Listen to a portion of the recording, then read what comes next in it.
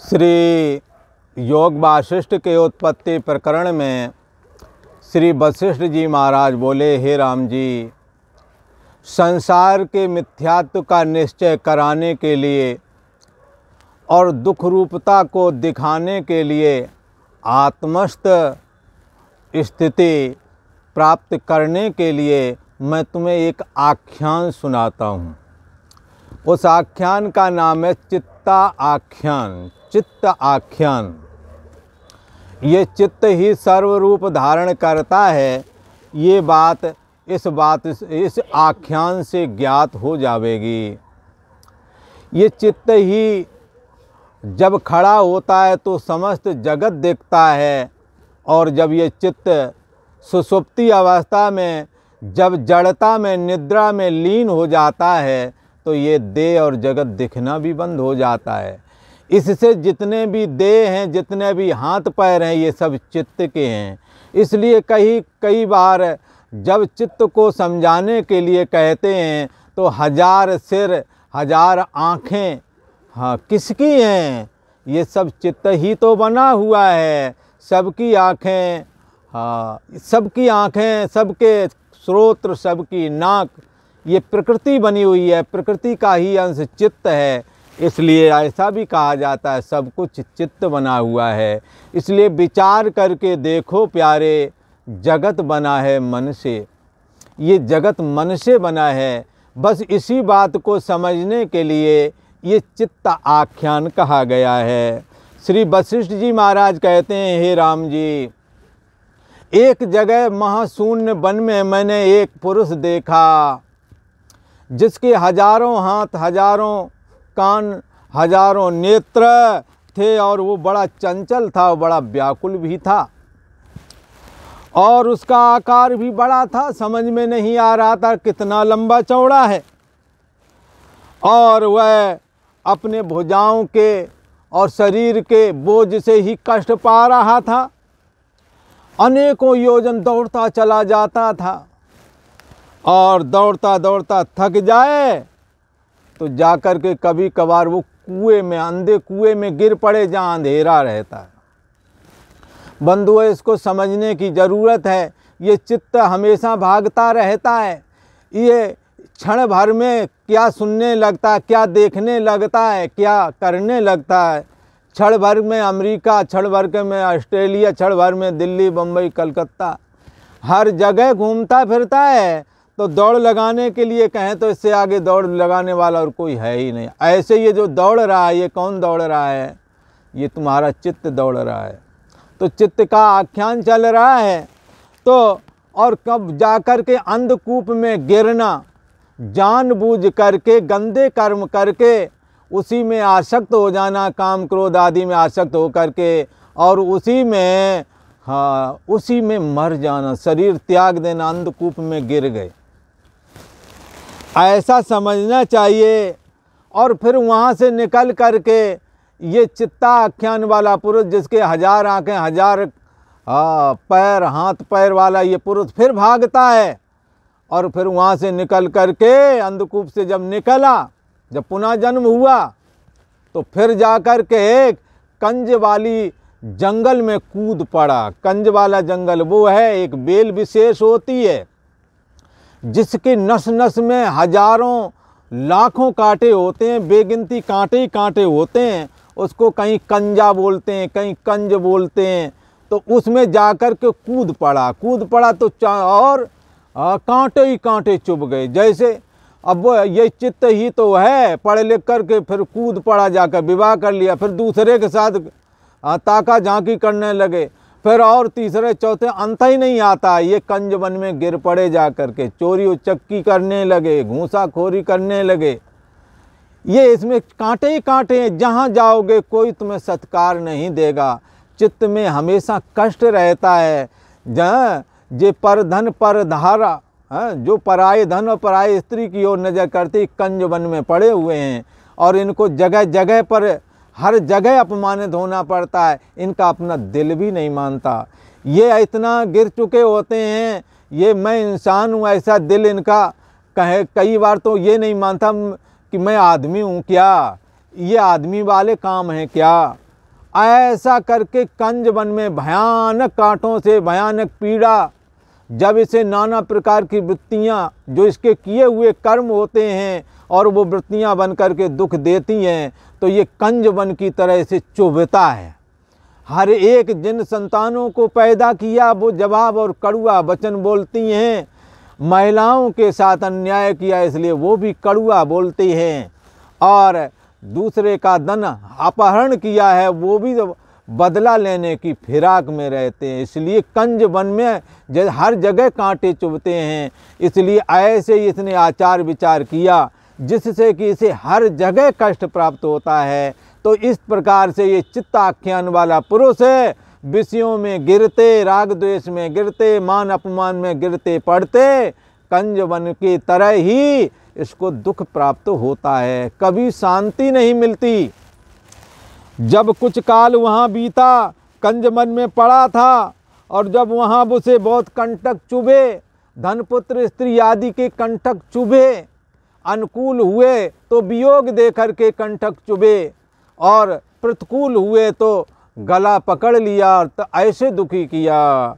जिससे प्रेम होता है उसके वियोग होने पर दुख होता है, और जिनके साथ द्वेष होता है वो मिलने पर दुश्मनी बसा तुरंत झगड़ा कर लेते हैं। इसलिए मिलत एक दारुण दुख देई, बिछुरत एक प्राण हर लेई। एक मिलते दुख देता है तो एक बिछुड़ते दुख देता है, दोनों ही कंज वन की तरह सर्वम दुखम। भगवान बुद्ध ने कहा इस संसार में जिसको ये मनुष्य सुख समझता है वो भी दुख ही है, क्योंकि वो वियोग के द्वारा जो वस्तु अतिशय प्रिय है और तुम्हें चाहते हैं, तुम्हारी सेवा शुश्रूषा आदि करते हैं, और वो जब चला जाता है तो महान कष्ट प्राप्त होता है। जैसे माता पिता का सेवक श्रवण कुमार और उनको पानी देने के लिए जा रहा था माता और पिता को, वो अतिशय प्रिय भी था, परंतु दशरथ का बाण लग गया, मर गया। हाँ, बिछुरत एक प्राण हर ले, उन दोनों बूढ़े माता पिता के प्राण ही निकल गए। इसलिए ऐसा कहें कि अनुकूल सुख देता है तो विद्वानों ने, आचार्यों ने, संतों ने ऐसा कहा। थोड़े समय का स्वीकार बेशक कर लो, परंतु बाद में महान दुख भी देता है। इसलिए सर्वम दुखम, सभी दुख रूप है ऐसा समझ करके सब तज हरि भज, भगवान श्री हरि का भजन करना चाहिए, ब्रह्म चिंतन करना चाहिए। और सब तज का मतलब ऐसा नहीं लगाना कि सब छोड़ छाड़ करके भाग जाएं।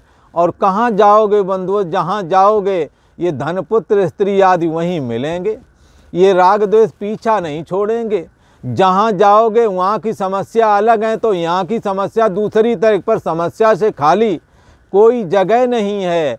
इसलिए विचार पूर्वक रहना सीखो, संयम पूर्वक रहना सीखो। जहाँ हो वहीं समस्या का निदान करने की सोचो, न कि पलायन करना। ये पलायनवाद का सिद्धांत थोड़े समय के लिए तो ठीक है, परंतु सच्चे अर्थों में पलायन समाधान नहीं है। समाधान उसी जगह रह कर के समस्या को सुलझाओ। सुलझाने का मतलब असंग हो जाओ, कम से कम साधनों में जीना सीखो, और अधिक से अधिक हम दूसरे के काम में आ जाएं ऐसा सोचो। दूसरों को प्यार देना, सत्कार देना सीखो, समस्या सुलझ जाएगी।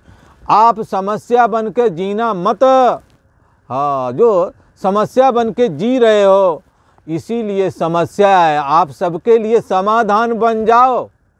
कभी भी समस्या आपके पीछे नहीं भागेगी, आप जहाँ हो वहीं सुलझा लोगे। समस्या तब बढ़ती है जब हम समाधान पूर्वक ना रह करके समस्या बन कर के रहते हैं। इसलिए ये चित्त आख्यान में जो ये पुरुष है ये हर जगह जाकर के समस्या बनता है, अपनी कामना लेकर के गिरता है पड़ता हुआ। कभी कंज वन में गिरता है, कभी अंध कुएं में गिर जाता है, अर्थात मर ही जाता है संस्कारों को लेकर के। जैसे पतंग दीपक को सुखरूप जान करके प्रवेश करता है परंतु अपने मरण का ही यत्न करता है, ऐसे ही बंधुओं हम भी धनपुत्र स्त्री आदि में यद्यपि प्रवृत्त हुए हैं, परंतु आसक्ति पूर्वक प्रवृत्त होने की वजह से हम पतंगे की तरह हमारा सारा का सारा जीवन नष्ट हुआ जा रहा है। सब उम्र बीत गई धोखे में, परिणाम न जाने क्या होगा। बंदा वन गंदा काम किया, अंजाम न जाने क्या होगा। इस प्रकार से जैसे दीपक पतंगे की ओर दौड़ता है, ऐसे ये धनपुत्र आदि का सेवन हम आसक्ति पूर्वक करते हैं। यदि आसक्ति त्याग के करें तो हमारे को ये बंधन ना होवे। यदि कामना रहित कर्मों को करें तो ये कर्म हमें बांधे नहीं, परंतु कामना से युक्त और आसक्ति पूर्वक कर्म करने की वजह से ये कर्म हमें बंधायमान करते हैं। हे राम जी, सुख रूप जान करके सभी प्रवेश करते हैं, परंतु घर गृहस्थी नाना जंजाला रूप जो ये एक गर्त है, इसमें जो पड़ा वो जल्दी से निकल नहीं पाता है।